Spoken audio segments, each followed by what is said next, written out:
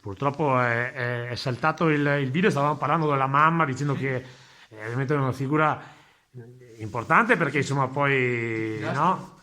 Quello che prepara tutto, no? Che consente poi che gli uomini di casa possano poi dedicarsi al lavoro, insomma. E la mamma ovviamente che si chiama? Anna. Siamo in falegnameria, Nicola, quella adesso poi tu andrai a fare giustamente la colazione, però è il luogo che ti ospiterà, Sì. per modo di dire, per tutte le ore della mattina e anche poi del pomeriggio. Allora, qui, sì, adesso per esempio stiamo preparando una cucina, Mm? adesso abbiamo sezionato i pannelli, pronti da rifinire e poi montare, poi qua, vabbè, qua ci sono tutte le macchine per la lavorazione, qua c'è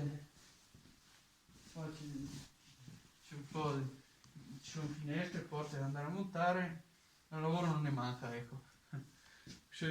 Quindi non sai esattamente oggi. Qual è il tuo posto di lavoro? È uno in particolare o si gira? C'è la stabulazione libera? Sì.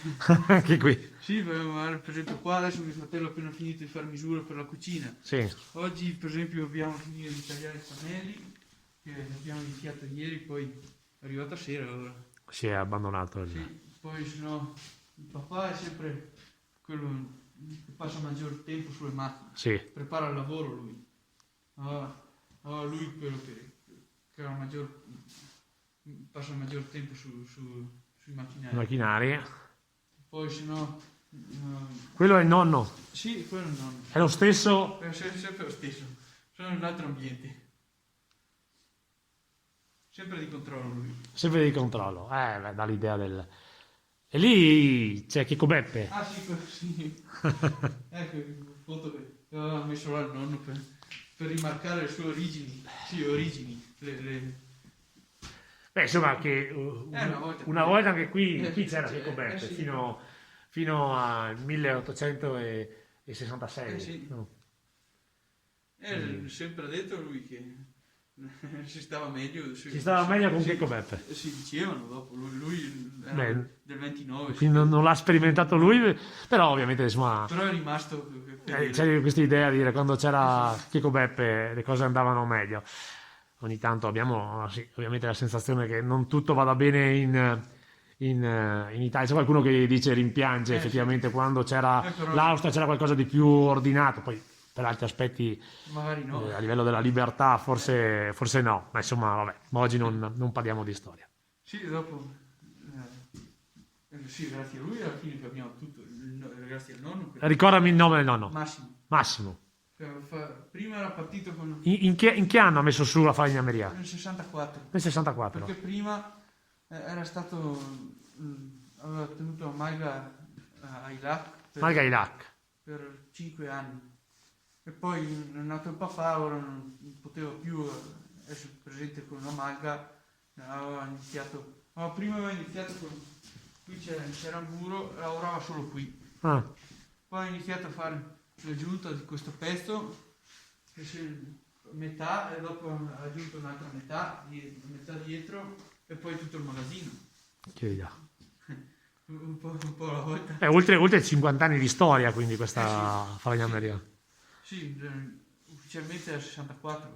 Poi lui aveva lavorato anche prima per lui o per amici così. Sì, ma la passione e l'abilità c'era sempre. Lui l'aveva ereditata a sua volta dal... No, proprio partito lui. Sì, perché è andato a imparare da un vecchio falegname con suoi Walt, però poi aveva avuto un brutto incidente mentre stava piallando. Il bisnonno? No, nonno. Il nonno. Si è tagliato le 3 dita qua, è rimasto un po'... Sì, una invalidità, insomma. Sì, un'invalidità, allora non si vedeva più in grado di fare niente. Allora, per quello aveva preso le mucche nella Malga Ilac, gli sembrava di poter fare quello. Poi alla fine, un po' alla volta si è sistemato e insomma, ha preso... aveva una forza bestiale. Sì, Questi 2 dita, sì. Là nella foto non so se si vede, ma con la pipa lì, fumava la pipa il nonno. Dopo ho iniziato a lavorare qui in falegnameria, ho sempre lavorato qui. qui in stalla, nel senso che, perché la passione per le mucche non mi mancava mai quella. E quella per il legno neanche?